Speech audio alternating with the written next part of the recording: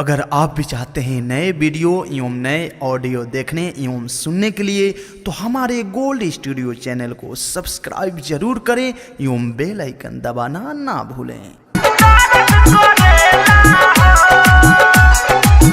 Music boy Anil Raj.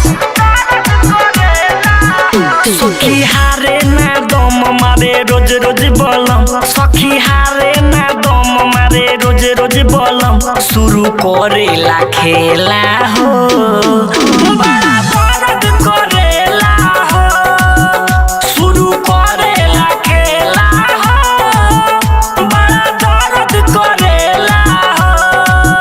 सखी हारे ना दम मारे रोज रोज बलम, शुरू करेला खेला हो बड़ा दर्द करेला हो, शुरू करेला खेला हो बड़ा दर्द करेला हो, बड़ा दर्द करेला हो। रिकॉर्डिंग बाई खुशबू स्टूडियो हरसिद्धि।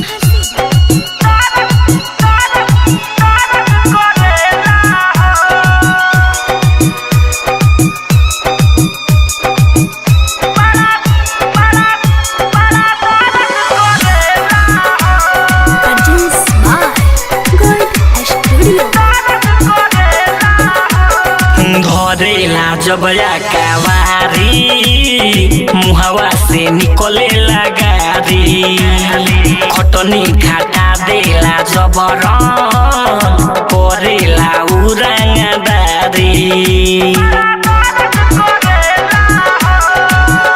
बात माने ना मोर लागल कदेला भोर, नीचे तकिया धरेला हो बड़ा दर्द करेला हो, शुरू करेला खेला हो बड़ा दर्द करेला हो,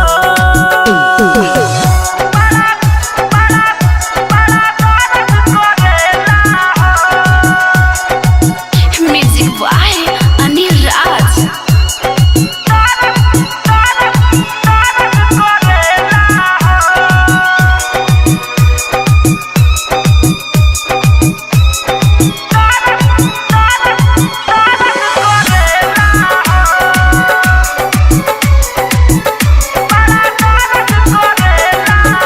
बुझे मिहरी के दुख हो नाही, मोरा भतरा के रोज रोज चाही, रतिया में मना करिले आलोक मचावे तबाही।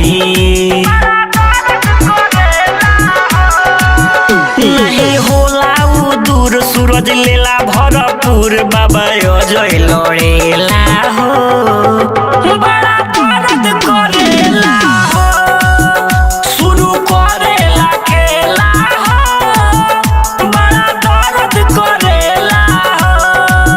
सखी हारे ना दम मारे रोज रोज बलम, शुरू करेला खेला